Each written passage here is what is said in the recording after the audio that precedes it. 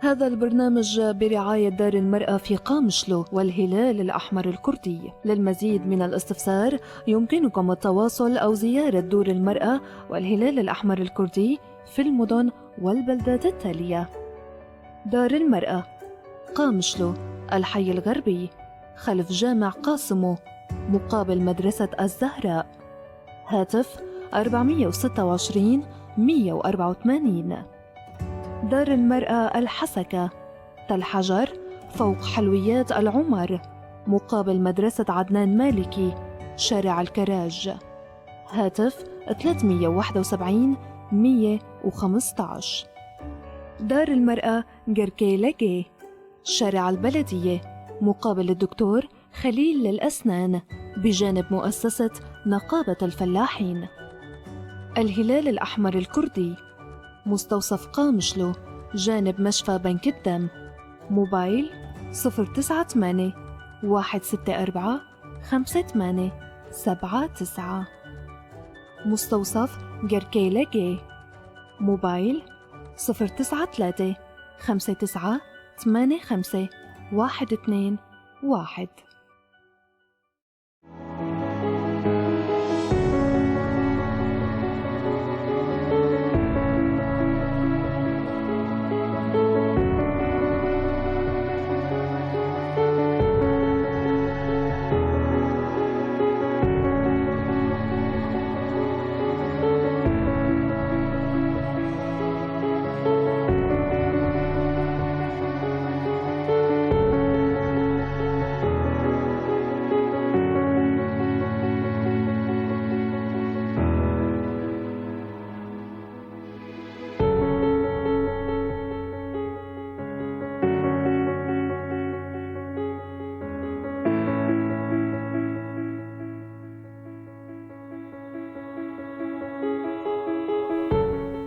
مساء الخير مستمعينا متابعي إذاعة بوير FM. أهلا بكم في حلقة جديدة من برنامجنا الخاص بالمرأة برعاية الهلال الأحمر الكردي ودار المرأة في قامشلو.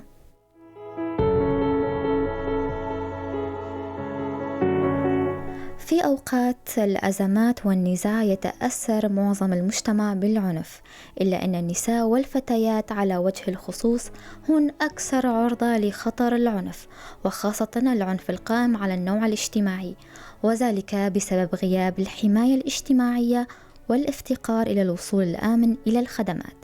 والوضع الحالي الذي تمر به البلاد من حروب متقطعة وعدم استقرار ونزوح وغياب تطبيق القانون، ازدادت نسبة حالات العنف القائم على النوع الاجتماعي، الأمر الذي يفرض على الحكومات ومنظمات المجتمع المدني العمل على اتخاذ تدابير من شأنها الحد من هذه المشكلة. ما هو العنف القائم على النوع الاجتماعي؟ ما مدى تأثير الوضع الاقتصادي على ازدياد حالات العنف؟ الحلول للحد من حالات العنف القائم على النوع الاجتماعي. سنناقش هذا الموضوع مع ضيفتنا عبر الهاتف الأخصائية الاجتماعية بتول حسين مهوس.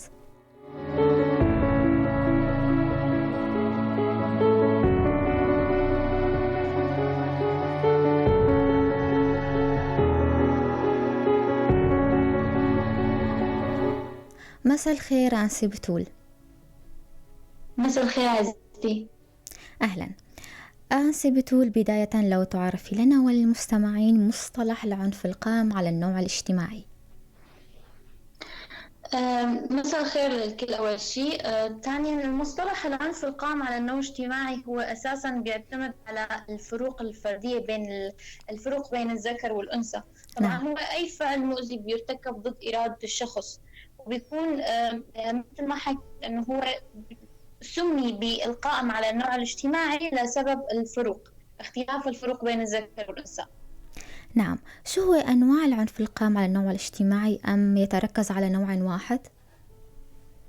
طبعا هو بيتركز على كتير أنواع، منه العنف الجسدي اللي هو بيكون بشكل استخدام القوة الجسدية لفرض السلطة على الطرف الضعيف، مثل ما بدنا نقول الضرب مثلا دائما بيتم على طرف ضعيف. أو في النوع الثاني هو الاقتصادي، يلي بيكون هو حرمان من الحقوق الاقتصادية للشخص، كمثل العمل أو التحكم بالأموال. يعني مثلا بكثير مجتمعات بنلاقي الزوج أو الأخ بيتعامل مع الأخت أو الزوج إنه على أساس أمواله أو الدخل اللي عم تجيبه للبيت هو خاص فيه أو خاص لهذا الشخص الثاني. نعم. كمان في العنف الجنسي، هو كمان فعل أو محاولة أو حتى مؤشر له دلالات بتوحي لإيحاءات جنسية. كمان فينا نقول مثل الإتجار بالبشر أو شبكات الدعارة اللي بتستخدم الفتيات أو القصر لموضوع الإتجار. كمان في العنف النفسي والعاطفي اللي بيكون بنفس يعني بنفس المنطقة بنفس الحد، هو إنه إيقاع الألم أو الأذى النفسي للشخص، إن كان نفسيا أو عاطفيا طبعا، مثل لما شخص بيهدد شخص آخر. كمان في عنا النوع الثاني اللي هو بينتشر بالمجتمعات الشرقية، يلي بيكون ممارسة التقاليد، أو هي ممارسات متعلقة بالتقاليد والعادات والعادات اللي بتتوارث عبر الزمن. هلا في كتير مناطق أو في كتير عشائر وقبائل بترجع لموضوع الزواج يلي بيكون للإجبار، بموضوع إنه لازم تتزوج ابن العم أو هيك. نعم. كمان ممكن موضوع جرائم الشرف كمان بيكون بهذا المنحنى، بأنه مجرد ما الأنثى غلطت فخلص أنا بدي أطبق هذا الموضوع بغض النظر عن الاستماع على المشكلة أو أساسا إنه شو صار يعني. نعم، هاي بالنسبة لأنواع العنف. يا ترى شو هي مسببات العنف القائم على النوع الاجتماعي أو العوامل المساهمة للعنف؟ هلا هي كمان مثل انواع العنف بيكون لها عدة عوامل او مسببات. فينا نقول كاجتماعيا نعم. هو استخدام السلطة بشكل مغلوط. يعني هي وحدة من الأسباب الاجتماعية. عندك التنمر على أساس الجنس، في كتير أطفال أو حتى كبار يعني بيصير بيتمسخر على البنت انه هي انت الضعيفه اللي ما فيكي تعملي شيء من هذا النوع. كمان بمنحنى الاجتماع المسبب الاجتماعي عندنا عدم احترام الطرف يعني الإنسان الأضعف بالموضوع، يعني الطرف الضعيف إن كان ذكر أو أنثى ما بيختلف الموضوع، بس هو شخص ضعيف أقل من الطرف الآخر. كمان في المسبب الثاني هو الوضع الاقتصادي. كنا بنعرف في الأزمة قديش الوضع الاقتصادي عم يأثر على العوائل والأسر، فكمان هو بسبب الفقر أو نقص الموارد عم يكون كمان سبب من هاي المسببات. نعم. كمان عندنا التعليم. كمان فينا نقول حكينا أنه هو الفروق بين الذكر والأنثى، النوع الاجتماعي القائم على النوع الاجتماعي. العنف القائم على النوع الاجتماعي قلنا أنه هو اختلاف الذكر والأنثى. فبموضوع التعليم عندنا كثير بنات عم يتم منعها أنه تروح على المدرسة أو تكفي التعليم. طبعا لبعض العوائل ضل هذا المفهوم بشكل فينا نقول مو كتير كبير يعني، بس انه بيكون بمنحنى المسببات اللي بنحكي عنها. نعم، يعني تفضيل الذكر على الأنثى في مجال التعليم. تماما لانه مثلا ممكن توصل لعمر معين يقول الاب او الاخ يعني السلطه الموجوده يقول انه لا خلاص انه حاجتك، او مثلا حتى الاشخاص اللي مثلا بيتزوجوا فممكن الزوج يقول له يعني يحكي لزوجته انه لا انه خلص انت خلصتي بكالوريا او خلصتي التاسع اللي هو يعني، فخلص لا عاد تروحي على المدرسه لانه هذا الشيء انه راح ياثر عليكي فهو رجع بمنحنى الموضوع انه هي انثى فقط لا غير. نعم. كمان من المسببات لهذا العنف اللي عم نحكي عنه، العنف القائم على النوع الاجتماعي، هي الخدمات. يعني للأسف بكتير مناطق أو حتى بشكل كتير كبير، وخاصة بالظروف اللي نحن فيها كحرب وكنزوح وكلجوء، بهي المنحنيات كلها عندنا موضوع الخدمات عم تكون كتير قليلة أو حتى ما لها متوفرة بكتير مناطق. يعني ما في شيء، ما في الدعم اللي ممكن الإنسان يكون بحاجته بهذا الظرف. كمان عندنا مثل ما حكيت بسبب الظروف والحرب والشيء اللي عم يصير هلا، في عندنا موضوع الأمن. نحن غاب عنا الأمن اللي كنا نشوفه قبل غاب. حاليا بالشرق الأوسط أغلب المناطق وصلت لهي المرحلة. نعم. فبسبب غياب الأمن انتشرت العصابات. هي لحالها صار في إضافة للنوع للعنف القائم على النوع الاجتماعي، هو موضوع اللي هو العنف الجنسي اللي نحن صرنا نحكي عنه. حكينا سابقا انه الاتجار بالبشر وشبكات الدعارة يلي مثلا تاخذ يعني القصر بشكل عام. نعم. أنسة بتقول لكل مشكلة اجتماعية آثار. ما هي آثار العنف القائم على النوع الاجتماعي على النساء؟ هلا فيني احكي لك عن آثار ممكن هي ما بتكون يعني كتير أشخاص ما بيشوفوها بهي النظرة أو بيحسوها إنه شيء عادي ممكن. نعم. كمثلا كآثار اجتماعية أقل شيء إنه نحن حكينا إنه في مثلا في شيء بالإجبار عم يصير. فأبسط مثال آثار اجتماعية ممكن هي الأنثى اللي حبلت اللي صار عندها ولد رح يكون عندها مثلا ولد بطريقة غير شرعية. نحن حكينا في موضوع التجار بالبشر وفي نعم. في موضوع الاعتداء الجنسي بكل المقاييس. فقل منا انه هو المجتمع حيطلع بنظرة دونية لهي الأنثى، حيلومها على الشيء اللي صار معه. ونظرة كمان دونية عندنا الآثار للطفل كمان أنسة بتقول. تماما انه هو مثل ما بنعرف يعني اقل كلمه بيصير بيقولوها انه لقيط. يعني اقل كلمه بتنقال لهذا الطفل هو اللقيط، يعني مو اكثر. مثلا رح يقول لك لقيط ان كانت الام زادته، او هو ابن غير شرعي لما ما له معروف هذا الاب مين، او الاب ترك ومشي. كمان عندنا الآثار الصحية. هلا بكتير مرات ممكن يكون الحمل غير مرغوب، أو صار بسبب بالإجبار عفوا، بسبب الإجبار، أو حتى أنه نحن بعد الحمل في قبل الولادة في مضاعفات الإجهاض، في العدوات المتناقلة جنسيا. طبعا هاي الآثار يلي ممكن تحصل بعد هاي الإجراءات يلي هي مثلا في آثار تانية، يعني غير هذا الأثر الصحي ففي تابع لهذا الأثر الصحي اللي أنه مثلا مثل ما حكيت إذا كان الحمل غير مرغوب أو في صار إجهاض أو ما هنالك، في مرحلة الاكتئاب والقلق والانتحار أو الموت. يعني بشكل عام في كتير أشخاص بتلجأ لهي الطرق خلص لأنه هي وصلت لحد أنه ممكن ما بتتحمل اللي صار. نعم، هون بيصير آثار نفسية على المرأة. تماما. فصار تماما مثل ما حكيت لك الأثر الصحي صار له أثر ثاني اللي هو النفسي. نعم، هاي بالنسبة للآثار على النساء. أما بالنسبة للأطفال، شو هي آثار العنف القائم على النوع الاجتماعي على الأطفال؟ هلا إذا بدي أقسم لك ففيني أقسم لك بهيدي الطريقة، إنه إذا كان ذكر فكتير عوائل صارت تبعت الصبي الولد نعم. ليروح مثلا يشتغل ليجيب مصاري، أو ليروح يشحد مشان يجيب مصاري، أو ممكن صار إنه ياكل ضرب لأنه هو اللي ممكن العائلة ولته مسؤولية إنه يتحمل هي العائلة بشكل كامل، فما قام بالواجبات اللي هي أساساً مو لعمره، بس صارت على عاتقه يعني. أو إذا كانت بالنسبة للناس ففي نحن شفنا بهي الظروف اللي مرينا فيها، خاصة بظروف الحرب والنزوح واللجوء، صار عندنا زواج القاصرات يلي هن أساساً أحياناً بيكون العمر كثير صغير، بس بسبيل أنه المعيل أو الأب أو المسؤول عن الأسرة يحصل على مبالغ مادية، أو يحصل على بيت، أو يحصل على شيء آخر غير المكان يلي هو فيه. أو نعم. حتى أنه موضوع أنه التنمر، أنه هو أنه بنت، أنه هي بنت فصار ينحكى لها أنه أنت بنت آخرتك شو. هي كأبسط مثال.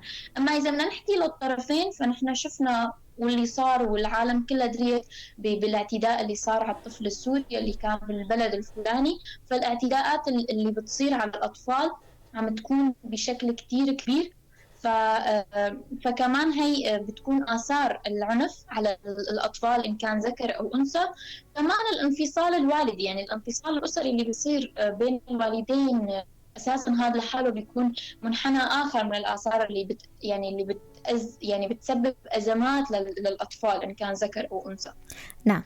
راح ننتقل للوضع الاقتصادي. ما هي الأسباب وراء زيادة العنف القائم على النوع الاجتماعي، وخاصة في ظل الظروف الاقتصادية التي تمر بها البلاد؟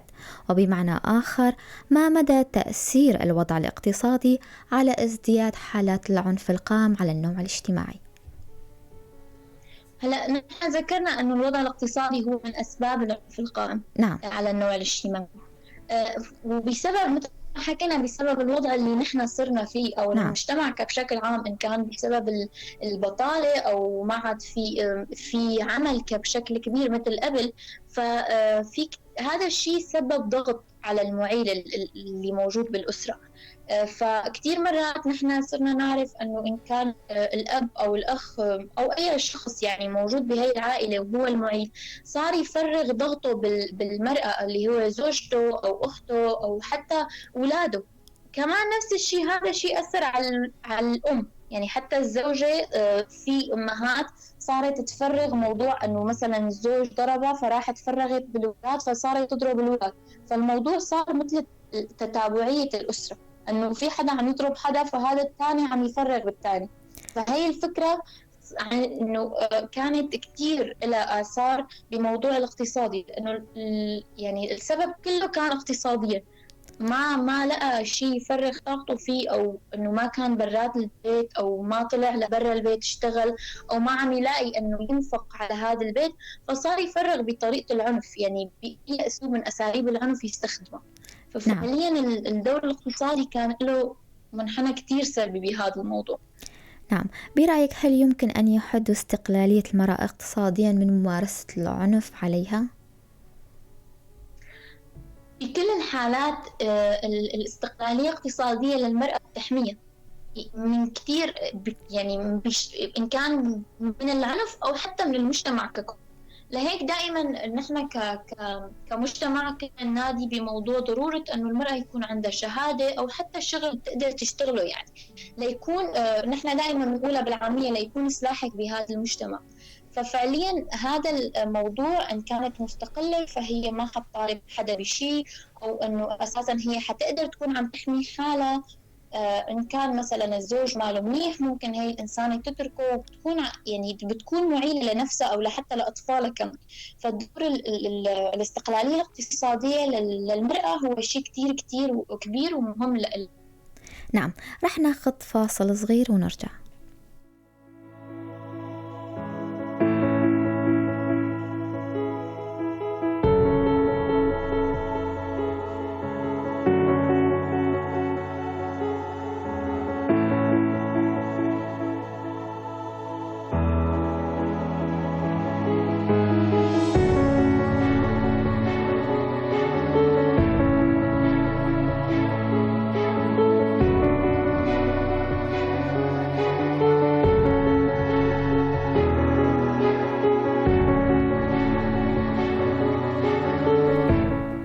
أهلا وسهلا فيكم مرة تانية مستمعينا متابعي بويار اف ام في حلقة جديدة من برنامجنا الخاص حول تأثير الوضع الاقتصادي على حالات العنف القائم على النوع الاجتماعي. أهلا وسهلا فيك مرة تانية آسي بتول. هلا فيك عزيزتي. أهلا. في الفترة الأخيرة وبسبب جائحة كورونا ازداد معدل البطالة والفقر في مجتمعنا، هل كان لها دور في ازدياد معدل حالات العنف القائم على النوع الاجتماعي؟ طبعا عزيزتي، نحن كمان يعني رجعنا حكينا عن موضوع البطالة، فالبطالة هو كان سبب لوجود رب الأسرة مثلا بالبيت، فهذا الشخص ما عم يلاقي النفقة، ما عم يقدر يكون برا البيت، فهذا الشيء كان مظهر من مظاهر العنف بقلب البيت، لدرجة أنه في أشخاص صارت تعبر أنه أنا الحظر صار عندي مثل الموت بالحياة، يعني أنا ما عم أقدر لا أخذ راحتي، لا أقدر أتنفس، لأنه هذا الشخص هو بيضل مثلا يضرب أو يسب أو يتعامل بعنف مع كل العيلة. فهو فعليا أثر بشكل كتير كبير، خاصة بموضوع الحظر اللي صار بوضع كورونا يعني. نعم. ما هو دور حملات التوعية في الحد من مشكلة العنف القائم على النوع الاجتماعي؟ بوجهة نظري نشوف إنه حملات هي كتير مهمة وكتير ضرورية بهذا الموضوع، بس فعليا وبصراحة هاي الحملات ما عم تكون موجهة بشكل واسع، يعني ما عم تكون بالصدى يلي لازم توصل له، لأنه عم تكون لفئة معينة من الأشخاص مو أكتر، أو عم تكون لمكان معين. فبشوف إنه شوي الحملات ما عم تكون مثل ما هي لازم، يعني لازم تكون على أرض الواقع. يعني لازم تستهدف أي فئات؟ هلا بشكل عام نحن دائما عم نشوف الأكثر أشخاص المواكبين لهذا الموضوع هن النساء، نعم. ففعليا نحن مو لازم تكون هاي الحملات فقط للنساء، لازم تكون للأطفال ليفهموا شو هذا المعنى أو المفهوم، لازم تكون للرجال، يعني لأنه أساسا بشكل كبير نحن بنعرف أنه يعني فينا نقول واحد من كل 3 نساء بيتعرضوا للعنف، فنحن بنعرف انه العنف عم يكون من الذكر مو من الانثى تماما. نعم. فهي الحملات عم تكون موجهه للنساء اكثر ما تكون موجهه للرجال، وهو لازم تكون موجهه للرجال اكثر، لانه هو يعني الاغلبيه العظمى هو اللي عم يقوم بفعل العنف. يعني قصدك حملات التوعية لازم تكون مستهدفة لجميع فئات المجتمع؟ تماما اكيد. برأيك ماذا يجب القيام به للقضاء على العنف القائم على النوع الاجتماعي، على هالمشكلة؟ للأسف حقلك إياها أنه هو ما فينا نقضي عليها يعني بشكل كامل، بس ممكن نحد منها نوعا ما. برأيي بشوف أنه إن كان بالقانون هو أنه ينحط قوانين صارمة للحد من هي الظاهرة، طبعا ينقام على هذا، يعني يتم العمل على هذا القانون، مو أنه بس نص قانون وما عم يتم العمل عليه. الشيء الثاني هو التوعية، مثل ما حكيت لك أنه تكون موجهة للرجال، يعني قد ما كانت التوعية موجهة لهذا الطرف المعني بموضوع العنف رح يكون في وعي، رح يكون في تفاهم أكثر. فأنا برأيي هدول كتير مهمين لنحد من هذا الموضوع. وطبعا الشيء الثاني يلي لازم نخلي النساء تعرف أنه قانونيا شو عليها وشو لا، يعني كمان هذا الموضوع لازم يكون في وعي أكثر، لأنه فعليا للأسف في كتير نسبة كبيرة من النساء ما بتعرف أنه مثلا بالقانون فينا يعني تجرم الشخص اللي تحرش فيها مثلا، أو الشخص اللي اعتدى عليها، ممكن المجتمع عم يمنعها أنه تروح تحكي مشان الفضيحة ومشان هاي القصص. فدائما موضوع أنه تكون عرفانة شو ممكن تقوم فيه أو شو ممكن يتقدم لها لما بيصير معها هذا الشيء، فهذا كمان مهم. فنقول مشكلة القضاء على العنف القائم على النوع الاجتماعي تقع على عاتق من برأيك؟ على المجتمع أم على الحكومات؟ أكيد هي بتوقع على عاتق كل شخص، يعني كل شخص موجود بهذا المجتمع بيوقع عليه. يعني أنا لما بدي أشوف عنف وما أحكي إنه هذا عنف أو ممكن ضلني ساكتة، فهو رح يكتر. كمان الأسرة لها دور كتير كبير، لأنه الأسرة هي الأساس لتربي الجيل الثاني اللي جاي أنه هذا الشيء صح، هذا الشيء غلط، ما لازم يصير هذا التصرف لأنه هذا بيأذي، أو هو تصرف، أو هو تنمر على الشخص الآخر، أو هو بيأذي هذا الشخص الآخر، أو بيأثر عليه بشكل كتير سلبي. نعم. كأخصائية اجتماعية، ما هي النصائح والإرشادات للنساء اللواتي يتعرضن لحالات العنف القائم على النوع الاجتماعي؟ أول سبب يلي هو أنا بتمنى إنه كل النساء تكون عم يعني تعمله، هو إنه ما تلوم حالها على هذا العنف، إنه والله عملت هيك أنا أكلت قتلة مثلا، أو عملت هذا التصرف فأنا تأثر علي بشكل سلبي. هاي أول شغلة. ثاني شغلة دائما تحكي أو تعبر عن الشيء اللي جواتها الأشخاص بتوثق فيهم، لأنه هذا كتير مهم إنه تفرغ عن هاي الطاقة اللي موجودة جواتها. نعم. مثل ما حكيت إنه يتم تثقيف هاي الأنثى بالقوانين المتعلقة بموضوع حماية النساء من العنف. كمان ما تخاف من موضوع أنه تقدم الشكوى على المعتدي عليها، إن كان جسديا إن كان نفسيا، حتى لو شو كان، فإنه تكون جريئة بهذا الموضوع وما تخاف.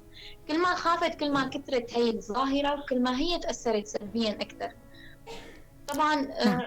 كمان انه تطلب الاستشارة القانونية. هلا نحن بنعرف كثير مناطق صارت تقدم الاستشارة القانونية بشكل مجاني أو شبه مجاني للأشخاص، فإنه حتى هي ما عادت العائق قدام المجتمع إن كان الوضع الاقتصادي ما بيسمح، ففي مراكز عم تعمل هي الاستشارات بشكل ممكن ما يأثر عليها كثير. كمان إنه كمان تكون عم تدور أو تشتغل على حالة لتوصل لدرجة الاستقلالية. مثل ما حكينا كثير مهم موضوع إنه المرأة تكون مستقلة ماديا نفسيا. هذا الشيء كثير بيهم بهذا الموضوع، وبيساعدها تفكر بحالة أكثر.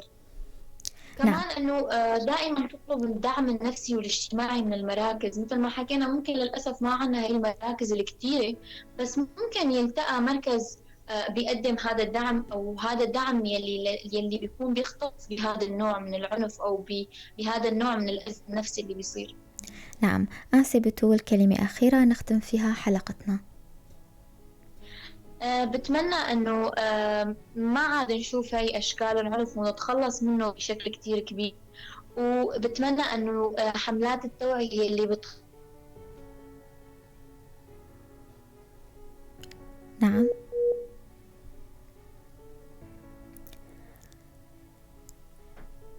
نعم، انقطع الخط من عند آنسة بتول. فاصل صغير.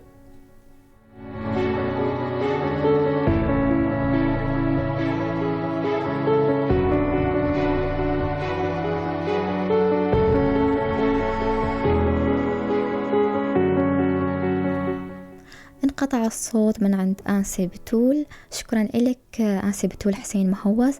وصلنا لنهاية حلقتنا الخاصة حول تأثير الوضع الاقتصادي على حالات العنف القائم على النوع الاجتماعي. لا يسعني إلا أن أشكر ضيفتي عبر الهاتف الأخصائية الاجتماعية بتول حسين مهوز. وكل الشكر لكم مستمعينا على حسن إصغائكم. موعدنا في الأسبوع القادم. إلى اللقاء. البرنامج بسپانسریا مالا جنی لقامشلو و هیواسور آکرده. اگر پرسن و هبن هندکارن پیوندی یانجی سردانا مالا جنی و هیواسور آکرد بکن. مالا جنی قامشلو تاخا غربی لپشت مزگفتا قاسمو برانبر دبستانا زهرا. تليفون عرضية 426 184. مالا جنی لحسكي تل حجر لجورا شيرينغها العمر برانبر دبستانا عدنان المالكي كولانا جراجان. تليفون عرضي 371 115. مالا جني لگركي لگي كولانا شرداريه برانبر دكتور خليل يدرانان لكيلكا سازي و سنديكيا جوتياران. هيفاسور آكورد نخوشخاني قامشلو لكيلكا بنقدم. موبايل 09 حيشتيك 64 58 79. نخوشخاني آگركي لگي موبايل 09 35 98 51 22.